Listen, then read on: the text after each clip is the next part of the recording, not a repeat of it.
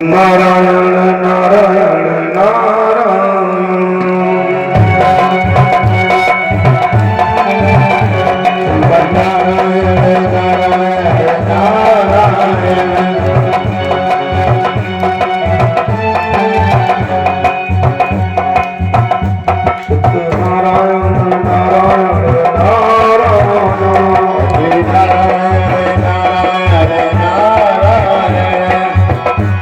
नारायण नारायण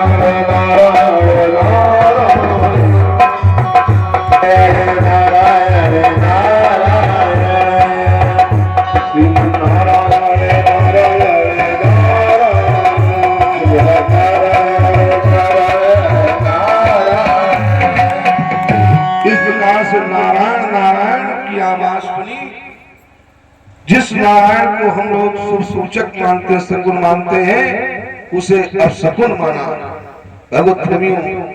और जैसे कोई बिल्ली रास्ता काट दे लौट आते हैं लोग, ऐसा ही देता है कश्यप ने किया कि हमारी तपस्या सिद्ध नहीं होगी, वापस लौट आते हैं।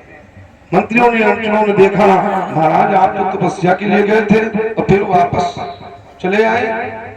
कहा एक डाली पर बैठा हुआ तोता नारायण नारायण कह रहा था। का तोता नारायण नारायण कहा, तोता नारायण नारायण कह रहा था। जैसे ही कश्यप की द्रौपदी के आधुन के कानों में आवाज पड़ी, जान लिया, समझ लिया कि हमारे स्वामी के मुख से नारायण शब्द निकला है, अवश्य ही कल्याण होगा। कई बार उनके मुख से नारायण नारायण नाम निकल जाए तो उनका कर्म पारण हो जाए। जैसे ही महल में प्रवेश करते हैं कहने लगे, देवी के आदमी ने कहा, महाराज आप तपस्या के लिए कह करके गए थे, वापस चले आए। कहा देवी एक डाली पर बैठा हुआ तोता नारायण नारायण कह रहा था। का तोता नारायण नारायण कहा। अब हमें नहीं पूछना चाहिए, नहीं तो डांटने लगेंगे, फटकारने लगेंगे।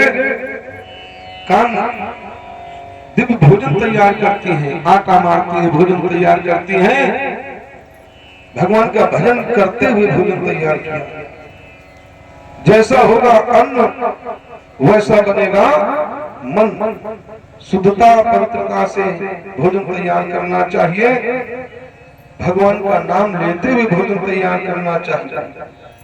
ये नहीं कि चौक में बैठी कौलती जाए और भोजन तैयार करती है, वैसा ही मन बनेगा। भगवत शांति के साथ शुद्धता पवित्रता से भोजन तैयार करना चाहिए। आज जिस समय देता है कश्यप को बुलाया, महाराज भोजन तैयार है, बैठे हैं, भोजन कर रहे हैं। उसी समय देवी के आदमी ने कहा, महाराज आप कुछ बता रहे थे। कहा देवी, हम जिस समय जा रहे थे डाली पर बैठा हुआ तोता नारायण नारायण कह रहा था। कहा तोता नारायण नारायण कहा, तोता नारायण नारायण कह रहा है। कई रूप होते हैं नारी के, कार्येषु मंत्री करणेषु दासी। दिया है जैसे राजा को उचित सलाह मंत्री देता है, ऐसे ही पत्नी को होना चाहिए कि अपने पति को उचित सलाह दे, मंत्री की बात। और दिया है भोजनेश माता, जैसे माँ निस्वार्थ भाव से अपने पुत्र को भोजन कराती है, ऐसे ही अपने पति को भोजन कराते समय माँ का शुद्धारण करना चाहिए, निस्वार्थ भाव से भोजन कराना चाहिए।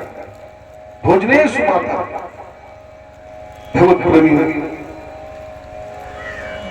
एक बात बताओ, एक जगह की बात है, यहाँ की बात नहीं, दूसरी जगह की बात है। पति पत्नी जिस समय विवाह हुआ तो देवी जी खूब, देवी जी दुबली पतली और पति देवता मोटे ताजे थे। लेकिन देवी ने कहा कि हमारी तबीयत ठीक नहीं रहती, देवियों की आदत होती है, गाँव के लिए तबीयत नहीं ठीक है, हमारी बीपी लो रहती है, काम हम कर नहीं पाएंगे। अब बताओ कौन कहेगी काम करो और कहो कह कि हमारे ऊपर चुड़ैलियां उठती हैं। अब 18 मोटरसाइकिल ले जाओ भगत के पास, और इस देवी ने क्या किया, का तबीयत नहीं ठीक रहती, अपने हाथ से कई देवता भोजन तैयार करें तब खाएं, काम करने जाएं, और जब चले जाएं तो देवी जी क्या करें, बनावे घी के पुआ, अब पुआ बना करके खाएं, तो खा खा करके खूब मोटी ताजी हो गई।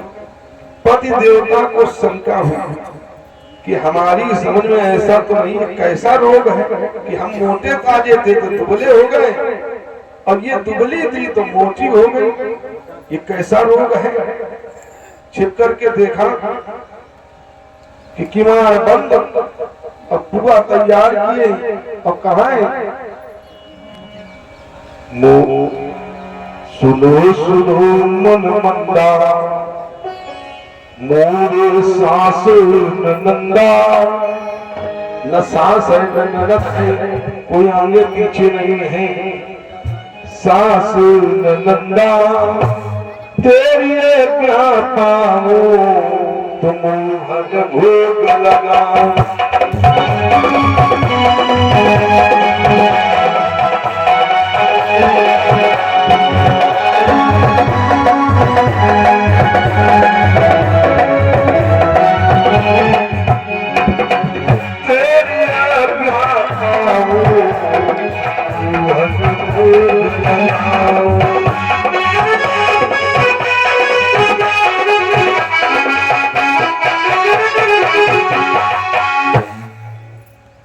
अब कोई आगे पीछे तो है नहीं कहने वाला, कहाँ शुरू कर लगाओ भोग।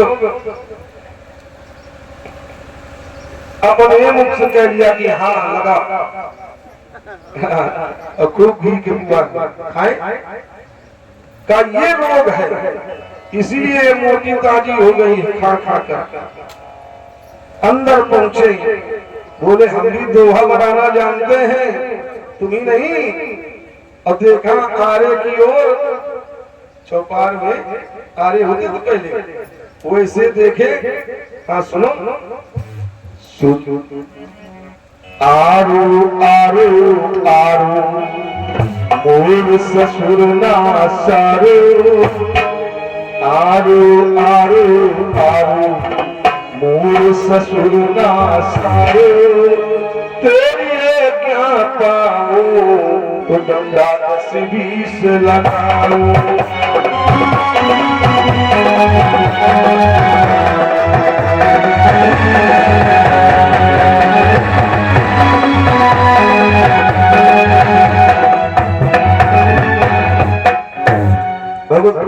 जैसे ये कहा, अब कहने वाला तो कोई है नहीं, इनका तो ससुर है न साला है, कहाँ लगाओ, और 10-20 डंडा मारी है। लेकिन यहाँ की बात नहीं है, दूसरी जगह की बात है। हाँ, अपना गाँव तो ठीक है। बोल कृष्ण भगवान की।